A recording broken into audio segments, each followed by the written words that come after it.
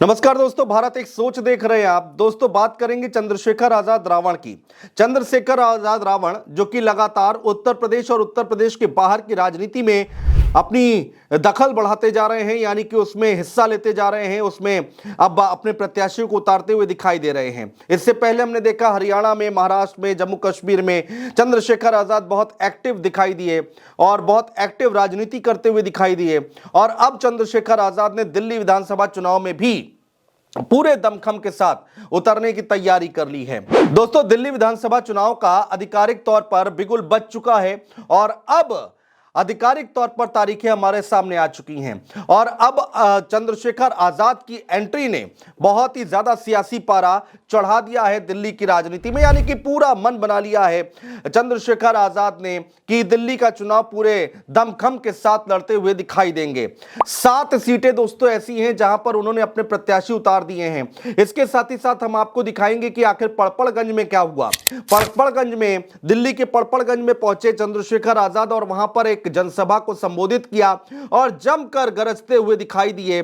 Bharatiya Janata party पर, सरकार पर जमकर अपनी बात रखते हुए दिखाई दिए। वो पूरा बयान, वो पूरा भाषण भी हम आपको सुनवाने जा रहे हैं दोस्तों कि आखिर क्या कुछ कहा गया है चंद्रशेखर आजाद की तरफ से। लेकिन दोस्तों, सबसे पहले हम आपको बताने जा रहे हैं कि वो 7 सीटें दिल्ली की कौन सी हैं जहां पर अपना दम दिखा रही है आजाद समाज पार्टी, यानी कि चंद्रशेखर आजाद की पार्टी। पहली सीट त्रिलोकपुरी सीट, दिल्ली की त्रिलोकपुरी विधानसभा सीट है। विक्की पार्चा को टिकट दिया गया है चंद्रशेखर आजाद की तरफ से और उनके सामने आम आदमी party, Bharatiya Janata party, Congress party की बड़ी चुनौती है। दूसरी सीट कौन सी है दोस्तों? दूसरी सीट है गोकलपुरी, जहां से आजाद समाज पार्टी ने, चंद्रशेखर आजाद ने अपना प्रत्याशी उतार दिया है और अरविंद कुमार को चुनावी मैदान में उतारा है। देखना होगा कि अरविंद कुमार दिल्ली में आम आदमी पार्टी के सामने, बीजेपी के सामने, कांग्रेस के सामने कितना दमखम से चुनाव लड़ पाते हैं। तीसरी सीट की बात कर लेते हैं दोस्तों। तीसरी सीट है किराड़ी विधानसभा सीट पर भी चंद्रशेखर आजाद ने, यानी कि आजाद समाज पार्टी ने अपना प्रत्याशी उतार दिया है और मलिक नवाज अहमद को उम्मीदवार बनाया है। मलिक नवाज अहमद चंद्रशेखर आजाद की पार्टी की तरफ से ताल ठोकते हुए दिखाई देंगे, केतली के निशान पर चुनाव लड़ते हुए दिखाई देंगे। हालांकि यहां पर आम आदमी पार्टी मजबूत मानी जाती है, लेकिन आजाद समाज पार्टी ने भी पूरी तैयारी कर ली है और पूरी ताकत दिखाते हुए दिखाई दे रही है। अगली सीट कौन सी है दोस्तों? चौथी विधानसभा सीट है कोंडली, जहां से चंद्रशेखर आजाद ने प्रत्याशी उतारा है। सिद्धार्थ प्रिय अशोक को प्रत्याशी घोषित किया है चंद्रशेखर आजाद ने कोंडली से। इस सीट पर आप विधायक कुलदीप कुमार समेत कांग्रेस और बीजेपी के उम्मीदवार कड़ी टक्कर देते हुए दिखाई दे रहे हैं, लेकिन कहा यह जा रहा है कि आजाद समाज पार्टी यानी चंद्रशेखर की एंट्री से मुकाबला और भी ज्यादा दिलचस्प होता दिखाई दे रहा है। सीमापुरी की बात करें तो सीमापुरी में भी चंद्रशेखर आजाद ने अपना प्रत्याशी उतार दिया है दोस्तों और अनिल कुमार को यहां से टिकट दिया गया है चंद्रशेखर आजाद की तरफ से। 5वीं सीट है सीमापुरी, जहां से चंद्रशेखर आजाद ने अपना प्रत्याशी उतारा है। दलित बहुल क्षेत्र है और जीत हार का फैसला दलित वोटर ही यहां पर तय करते हैं, इसलिए सबसे ज्यादा नजर सीमापुरी में है चंद्रशेखर आजाद की। 6ठी सीट राजेंद्र नगर, जी हां, राजेंद्र नगर से प्रवीण कुमार को प्रत्याशी बनाया है चंद्रशेखर आजाद ने। 7वीं और आखिरी सीट छतरपुर है। छतरपुर में इस्लाम अली को उम्मीदवार घोषित किया है, मुस्लिम प्रत्याशी घोषित किया है यहां पर चंद्रशेखर आजाद ने। इसके साथ ही साथ दोस्तों यह भी कहा जा रहा है कि 12 ऐसी सीटें हैं जहां पर अनुसूचित जातियों के लिए ये सीटें आरक्षित हैं। तो ये कहा जा रहा है कि 7 सीटों पर चंद्रशेखर आजाद ने अभी अपने प्रत्याशी घोषित कर दिए हैं और 5 सीटें ऐसी हैं जहां पर प्रत्याशी उतार सकते हैं जो कि आरक्षित सीटें हैं, इन पर भी चंद्रशेखर आजाद की नजरें हैं। तो ये 12 सीटें हैं और इसके अलावा 30 सीटें दोस्तों ऐसी हैं, 70 में से 30 सीटें ऐसी हैं जहां पर मुस्लिम और पिछड़ी जातियां, अनुसूचित जातियों का दबदबा है। कहा यह जाता है कि इन सीटों पर, इन 30 सीटों पर मुस्लिम और पिछड़ी जातियां जो हैं वही जीत और हार तय करती हैं, वही कुर्सी तक पहुंचाती हैं। किसको कुर्सी पर बैठाना है, यही दो समुदाय, यही दो समाज के लोग जो हैं वो जीत हार तय करते हैं। तो अभी बहुत कुछ देखना बाकी है। कहा यह जा रहा है कि 7 सीटों पर तो प्रत्याशी घोषित कर दिए हैं चंद्रशेखर आजाद ने, लेकिन अभी और भी ऐसी सीटें हैं जहां पर प्रत्याशी घोषित किए जा सकते हैं चंद्रशेखर आजाद की तरफ से। चंद्रशेखर आजाद लोकप्रियता लगातार बढ़ती जा रही है दोस्तों। हमने देखा है उत्तर प्रदेश ही नहीं, उत्तर प्रदेश के बाहर जो राज्यों में विधानसभा चुनाव हो रहे हैं, चंद्रशेखर आजाद पूरे दमखम के साथ चुनाव लड़ते हुए दिखाई दे रहे हैं। इसके साथ ही साथ 27 में जो विधानसभा चुनाव होगा उत्तर प्रदेश में, उस पर भी चंद्रशेखर आजाद की नजर बनी हुई है। लेकिन उससे पहले जो राज्यों के चुनाव हो रहे हैं वहां पर कमाल करने की पूरी कोशिश कर रहे हैं। आइए आपको पूरा भाषण सुनाते हैं। जब पड़पड़गंज में जनसभा को संबोधित कर रहे थे, मंच पर मौजूद थे, हाथ में माइक था चंद्रशेखर के, उस वक्त क्या माहौल था, क्या कुछ तस्वीर थी और क्या कुछ बयान दिया गया चंद्रशेखर आजाद की तरफ से, वो पूरा बयान सुनिए। पढ़ लिख कर हम लोग, अगर हमारे दादा परदादा गांव में खेती किसानी मजदूरी सफाई का काम या और भी कोई काम जिसको कर कर अपना जीवन गुजर बसर करते थे, लेकिन आज इस देश में संविधान की वजह से अवसर है कि एक किसान मजदूर गरीब परिवार का बेटा भी पढ़ लिख कर डॉक्टर इंजीनियर IAS IPS वकील जज बन सकता है। आज अगर झोपड़ियों से निकल के ये महलों तक का सफर तय हुआ है तो ये बाबा साहब अम्बेडकर के 4 बच्चों की कुर्बानियां और भारतीय संविधान में जो अधिकार शक्ति हमें मिली है, ये उसी की वजह से संभव हो पाया।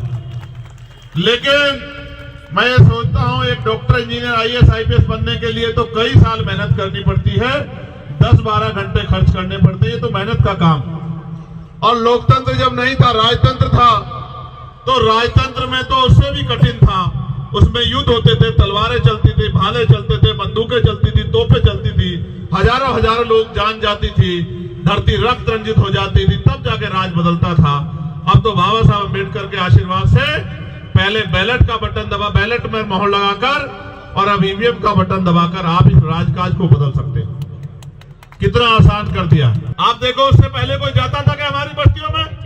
अगर जाता था तो चुनाव के समय जाता था, क्योंकि चुनाव के समय हमारी उंगली में वो शक्ति होती है कि जिसे चाहे कुर्सी पर बिठा दे और जिसे चाहे जमीन पर पटक दे, किसी का भी अहंकार तोड़ दे और किसी भी गरीब को कुर्सी पर बिठा के उसके कलम में ताकत दे दे।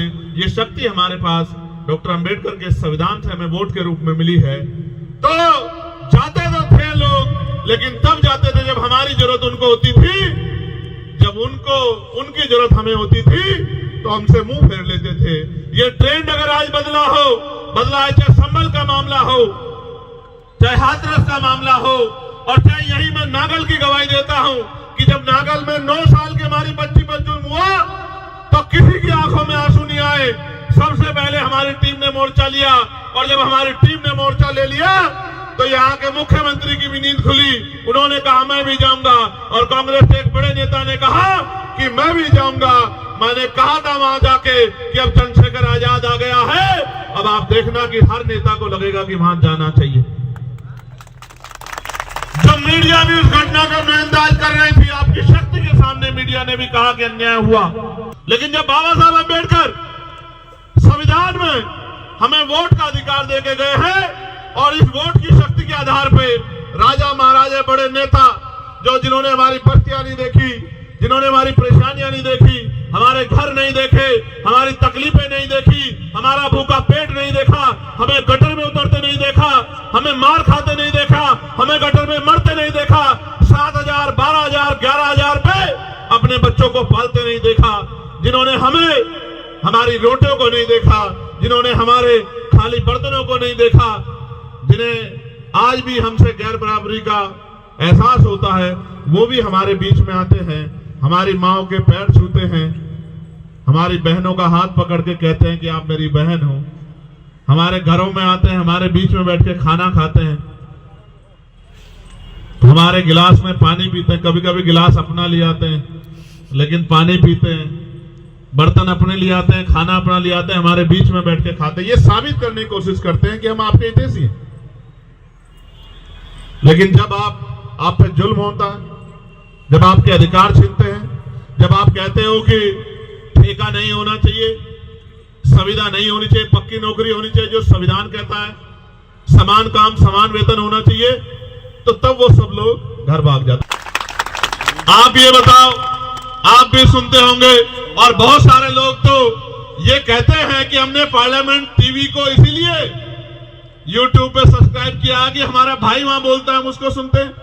आप ये देखो, भोजन माता, आशा, आंगनबाड़ी, सफाई कर्मचारी, ठेके पे कर्मचारी, सरकारी कर्मचारी, दिल्ली सिविल डिफेंस वाले, कोई ऐसा पुलिस के लोग, दिल्ली पुलिस हो चाहे देश की पुलिस, उनके मॉडर्नाइजेशन की बात, होमगार्ड की, ग्राम के चौकीदार की, सब लोगों की बात, नौजवानों की बात, रोजगार की बात, महंगाई पे मार की बात जो जनता पे पड़ रही है, सारी आवाज हमने पार्लियामेंट में उठाने का काम किया। और आज ये हालत है कि कल तक कोई जो जय भीम नहीं बोलता था, इस अब मैं पार्लियामेंट में जाता हूं तो ऐसा लगता है सारे जय भीम वाले हो गए, इधर वाले भी और इधर वाले भी। एक दिन तो मैं गया, अभी एक विवाद हुआ तो मैं गया तो वहां के कर्मचारी आए मेरे पास, महेंद्र बेटा कुछ लिख रहा था, बोले आज तो आपकी पार्टी के बहुत सारे सांसद आए हैं। तो मैंने कहा कि यार अभी तो चुनाव भी नहीं हो, सांसद कहां से बन गए बहुत सारे? तो बोले बहुत सारे लोग नीला पटका पहन के घूम रहे हैं। तो मैंने कहा नीला पटका पहन के तो बहुत लोग आएंगे, जय भीम का नारा भी बहुत लोग लगाएंगे, लेकिन जब आपको जरूरत होगी और आपकी तरफ आंख उठेगी और आपके अधिकारों में हमला होगा तो सिर्फ भीम आर्मी और आजाद समाज पार्टी आएगा। वही असली नीले वाला है, वही असली नीले को आगे बढ़ाने वाला है।